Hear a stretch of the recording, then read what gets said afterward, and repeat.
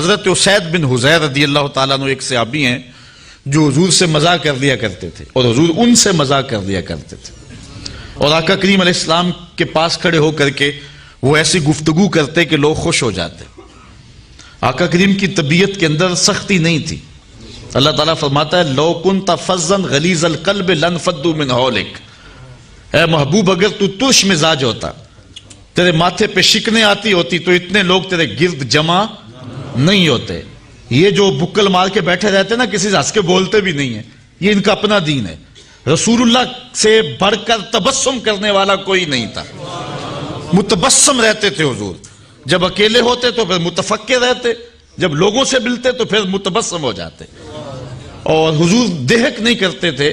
لیکن کبھی کبھی کوئی ایسی بات ہوتی تو حضور اتنا بھی مسکراتے کہ حضور کی داڑھیں بھی صحابہ کو نظر آتی، صحابہ سے مذاق کر لیتے، صحابہ حضور سے مذاق کر لیتے۔ ایک صحابی کا نام ظاہر بتلایا جاتا ہے، اور وہ ایک دیہات کا رہنے والا تھا، اور حضور فرمایا کرتے تھے یہ ہمارا دیہات ہے اور ہم اس کے شہر ہیں۔ اچھا، وہ مسجد نبوی کے آس پاس گھاس لا کر کے بیچتا تھا، اپنے گاؤں سے کاٹتا اور یہاں بیچتا، اور یہاں جو پیسے ملتے اس کی چیزیں اپنے دیہات کے لیے لے جاتا۔ ایک دن وہ گھاس بیچ رہا تھا، حضور گزرے، دیکھا کہ ظاہر بیٹھا ہوا ہے، حضور پیچھے سے گئے چپکے سے اور اس کی کولی بھر لی۔ یہ کسی کے پیار کو دیکھنا ہونا کہ یہ میرے سے کتنا پیار کرتا ہے، تو وہ بیٹھا ہو تو اچانک پیچھے سے جا کے اس کی آنکھیں بند کر لیتے، اس کو کہتے ہیں کولی بھرنا۔ اب دیکھتے ہیں آپ کہ یہ میرا نام لیتا ہے کہ نہیں لیتا، ہر وقت کہتا ہے جی میں تجھے ہی یاد کر رہا تھا، اب پتہ چلے کہ مجھے یاد کرتا ہے کہ نہیں کرتا ہے، کس نمبر پہ میرا نام آتا ہے۔ آپ دیکھتے چیک کرتے نا کسی کو، اور اگر وہ بوجھ لے نام کہ کون ہے، کس کے ہاتھ ہیں، تو پھر اس کی محبت کا بھرم رہ جاتا ہے۔ ورنہ آپ اس کو کہتے ہیں، ہر وقت کہتا ہے میں تجھے ہی یاد کرتا ہے، آج پہچان ہی نہیں سکا۔ اب حضور گئے نا چپکے سے جا کے حضرت ظاہر کی کولی بھر لی۔ اچھا، حضور کے ہاتھ آئے اور پتہ نہ چلے کس کے ہاتھ ہیں۔ اللہ اکبر، ان کو پتہ چل گیا کہ یہ ہاتھ میرے حضور کے ہی ہیں، تو انہوں نے پتہ کیا کیا، کچھ بتانے کی بجائے اپنی کمر کو پیچھے کیا، حضور کے سینے سے جوڑا رگڑنا شروع کر دیا۔ حضور آنکھیں دبائیں کہ بول بتا کون، لیکن وہ بولے ہی نہ، اور میں کہتا ہوں اس نے کبھی بھی نہیں بولنا تھا۔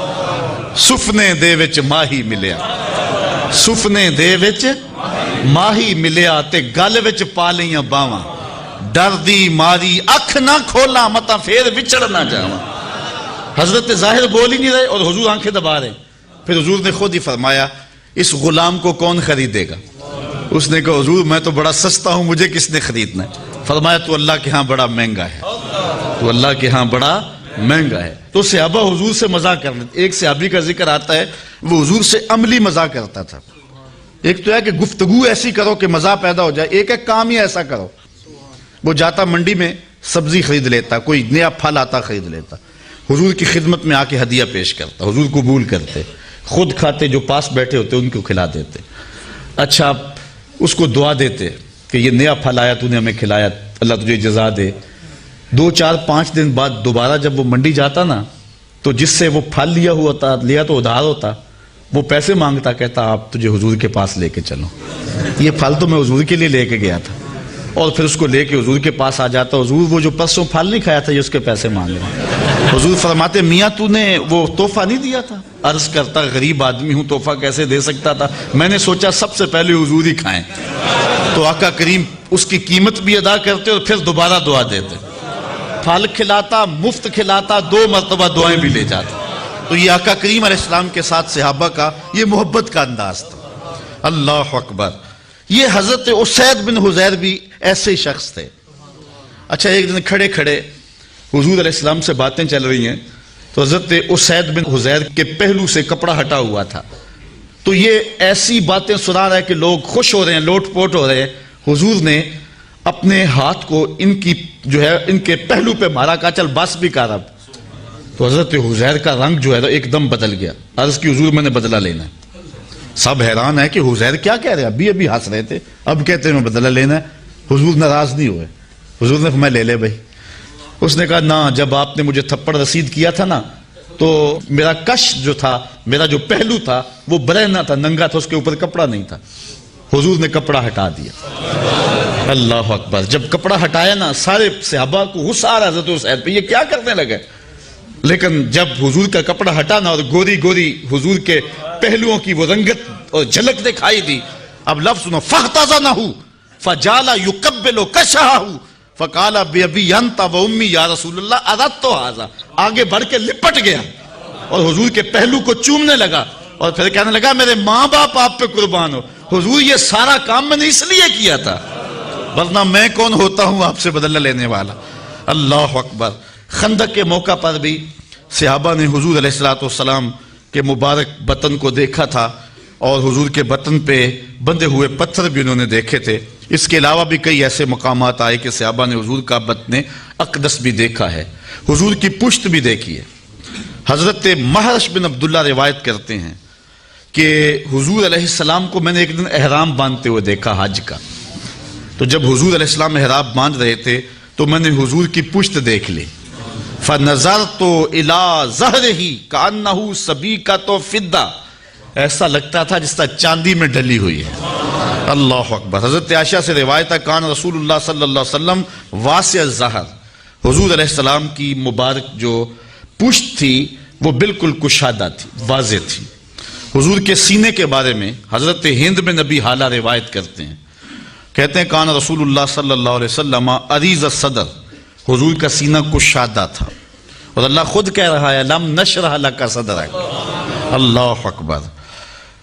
حضور علیہ السلام کا سینہ جس طرح ظاہراً کشادہ تھا، اس طرح حضور کا سینہ باطناً بھی ماناً بھی کشادہ تھا، اور کتنا کشادہ تھا ایک روایت دیکھیں۔ حضور فرماتے ہیں رأیت ربی عز و جل فی احسن صورہ، میں اللہ کو احسن صورت میں دیکھا۔ قال فیما یختصم الملأ الاعلی، ارشاد فرمایا کہ یہ فرشتے کس بات پہ بحث کر رہے ہیں؟ قلت انت عالم، میں نے کہا مالک تو بہتر جانتا ہے۔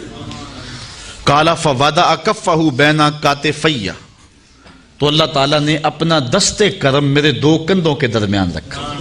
دست کرم، دست قدرت، یہ متشابہات میں سے، میرے دو کندھوں کے درمیان رکھا۔ پھر کیا ہوا؟ فوجدت بردھا بین صدیی، اس کا دست قدرت یہاں آیا، ٹھنڈ میرے سینے میں پڑے۔ پھر کیا ہوا؟ فعلمت ما فی السماوات و ما فی الارض، پھر زمین آسمان کے اندر جو کچھ تھا سب کچھ میں نے جان لیا۔ اتنا کشادہ ہو گیا حضور علیہ السلام کا مبارک سینہ۔ حضور کے سینہ اطہر میں حضور علیہ السلام کا قلب اطہر تھا۔ اچھا، اعلیٰ حضرت کا سلام آپ ہر جمعۃ المبارک کو سنتے ہیں، اس میں حضور کے معجزات کا بھی بیان ہے، اور حضور کے پائے انور سے لے کر کے حضور کے سر انور تک حضور کے ایک ایک عضو کا حسن بھی بیان ہوا ہے۔ کبھی ہونٹوں کا ذکر کرتے ہیں، پتلی پتلی گلے قدس کی پتیاں، ان لبوں کی نزاکت پہ لاکھوں سلام۔ کبھی سر کا ذکر کرتے ہیں جس کے آگے سرے سروراں خم رہے۔ کبھی حضور علیہ السلام کی آنکھوں کی اور حضور کی ناک کا ذکر کرتے ہیں، نیچی نظروں کی شرم و حیا پر درود، اونچی بینی کی رفت پہ لاکھوں سلام۔ کبھی ہاتھوں کا ذکر، ہاتھ جس سمت اٹھے غنی کر دیا، موج بحر سماحت پہ لاکھوں سلام۔ کبھی سینے کی، کبھی پشت مبارک کی، کبھی کندھوں کا ذکر، ایک ایک عضو کا ذکر کیا۔ لیکن اعلیٰ حضرت جب دل پہ آئے نا، حضور کے قلب اطہر پہ، پھر اعلیٰ حضرت چپ ہو گئے۔ پھر قلم نے جنبش کی تو میرے امام نے لکھا دل سمجھ سے ورا۔ ہر عضو کا کوئی نہ کوئی قصیدہ میں نے لکھا ہے، لیکن اب دل کے بارے میں کیا لکھوں؟ دل سمجھ سے ورا مگر یوں کہوں، غنچائے راز وحدت پہ لاکھوں سلام۔ جب شک صدر ہوا نا حضور کا اور قلب اطہر نکالا گیا اور آب زمزم سے غسل دیا گیا، جس سال حضور جب معراج پہ جانا تھا، تو جبریل امین نے دو لفظ کہے تھے حضور کے قلب اطہر کے بارے میں، وہی لفظ ملتے ہیں حضور کے دل کے بارے میں۔ اللہ اکبر۔ وہ بیان کرتے ہیں، امام بدر الدین عینی نے عمدۃ القاری شرح صحیح بخاری میں وہ لفظ لکھے ہیں، جبریل نے کہا واہ واہ قلب وکیع فیہ اذنان سمیعتان و عینان بصیرتان، واہ واہ کیسا دل ہے جس میں دو آنکھیں ہیں جو دیکھتی ہیں اور دو کان ہیں جو سنتے ہیں۔ اسی لیے فرمایا صحابہ اپنی صفیں سیدھی رکھا کرو، مت سمجھو کہ میں صرف آگے دیکھتا ہوں، جس طرح آگے دیکھتا ہوں میں پیچھے بھی دیکھتا ہوں، میں تمہارے رکوع بھی دیکھتا ہوں اور دلوں میں پیدا ہونے والے خشوع بھی دیکھتا ہوں۔ اور اقبال کہتا ہے چشم تو بی نندائے ما فی الصدور، اے فروغت صبح آثار و دہور، چشم تو بی نندائے ما فی الصدور، تیری نظر تو سینوں کے چھپے راز بھی دیکھتی ہے۔ تو یہ اللہ نے اپنے محبوب کے دل کو وہ نور دیا ہے۔ حضور نے فرمایا، حضرت عائشہ سے روایت ہے، تنام عینایا ولا ینام قلبی، میری آنکھیں سوتی ہیں دل نہیں سوتا رہتا، اسی لیے ہماری نیند وضو توڑ دیتی ہے، نبی کی نیند وضو نہیں توڑتی، اس لیے کہ دل تو جاگ رہا ہوتا ہے حضور کا۔ اللہ اکبر۔ حضور کے بازوں کے بارے میں ایک روایت ہے، کان رسول اللہ صلی اللہ علیہ وسلم اشر الذراعین، حضور کے بازوں پہ بال تھے، ابل الازدین والذراعین طویل الزندین، یہ بھی لفظ ہیں۔ اور ایک روایت میں کان رسول اللہ صلی اللہ علیہ وسلم عظیم الصاعدین، یہ حضرت ابو ہریرہ سے مروی ہے کہ حضور علیہ السلام کے مبارک بازو عظیم تھے۔ اور اعلی حضرت فرماتے ہیں، جس کو بارے دو عالم کی پرواہ نہیں، ایسے بازو کی قوت پہ لاکھوں سلام۔ حضور نے کنکر پکڑے اور کافروں پہ پھینکے، شاہت الوجوہ اللہم ارعب قلوبہم وزلزل اقدامہم، تو خدا نے کیا کہا، وما رمیتا اذ رمیتا ولکن اللہ رما، اے محبوب یہ جو کنکر تو نے پھینکے، یہ تو نے تو نہیں پھینکے، یہ تو میں نے پھینکے۔ ذرا غور تو کیجئے، لوگ جدائی ڈال رہے ہیں اللہ اس کے رسول میں۔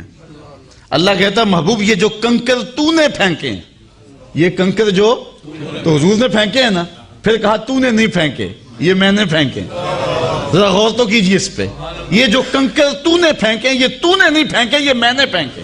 وما رمیتا اذ رمیتا ولکن اللہ رما۔ ہمارے استاد فرمایا کرتے تھے کہ لوگوں کو غلطی لگ گئی ہے دین سمجھنے میں، ہم یہ نہیں کہتے کہ اللہ اس کے رسول کی ذات ایک ہے، اگر یہ کہیں گے تو کافر ہوں گے، یہ نہیں کہتے۔ ہم کہتے ہیں ذات ایک نہیں ہے لیکن بات ایک ہی ہے، ذاتیں دو ہیں لیکن باتیں دو نہیں، ذات ایک نہیں لیکن بات۔ تو کنکر محبوب نے پھینکے، اللہ فرماتا محبوب یہ میں نے پھینکے۔ اللہ اکبر۔ تو محبوب علیہ السلام کے وہ بازو، ان پر ایک حدیث سناؤں۔ ایک ظاہری حسن ہے نا بازوں کا، اور ظاہری لمبائی ہے کہ موزونیت کے ساتھ حضور علیہ السلام کے مبارک بازو لمبے تھے، لیکن اس کا ایک اور مانوی قد بھی ہے، اور وہ حضرت عبداللہ ابن عباس بیان کرتے ہیں، کہتے ہیں نماز پڑھائی حضور نے، نماز پڑھاتے پڑھاتے حضور نے ہاتھ آگے کیا، بخاری کی روایت ہے، پھر پیچھے کر لیا، سلام پھرا تو صحابہ نے پوچھ لیا حضور آج آپ نے نماز پڑھاتے پڑھاتے ہاتھ آگے کیا پھر کھینچ لیا، کیونکہ صحابہ سمجھتے تھے حضور کی اداؤں کا نام دین ہے، تو یہ آج نئی ادا سامنے آئی ہے تو یہ بھی دین ہوگا۔ تو انہوں نے کہا کہ حضور ہم بھی ایسے کیا کریں، یہ نماز کا حصہ ہے، تو یہ آپ نے فرمایا کہ کیوں ایسا فرمایا؟ تو حضور نے فرمایا اصل بات یہ نہیں تھی، بات یہ تھی جنت میں کھجوروں کا ایک خوشہ لٹک رہا تھا، جنت میں کھجوروں کا ایک خوشہ لٹک رہا تھا، میں اس کو توڑنے کے لیے بازو بڑھایا تھا، پھر میں توڑنے لگا، پھر میں نے نہیں توڑا، اور اگر میں توڑ لیتا تم دنیا کے ختم ہونے تک کھاتے رہتے، ختم نہ ہوتا۔ اب جنت کہاں ہے؟ 7 آسمانوں کے اوپر، پہلے آسمان تک جانا ہو، عربی تازی گھوڑا ہو، بغیر کسی رکے ہوئے 500 سال تک دوڑے تو پہلے آسمان تک پہنچے، پھر اتنی ہی موٹائی، پھر 2 آسمانوں کے درمیان فاصلہ، پھر دوسرا، پھر تیسرا، پھر فاصلہ، پھر کہیں جنت۔ جنت کا درخت بھی ایک 500 سال کی اونچائی پہ ہوتا ہے، اور حضور نے یہاں سے ہاتھ اٹھایا اور وہاں پہنچا دیا۔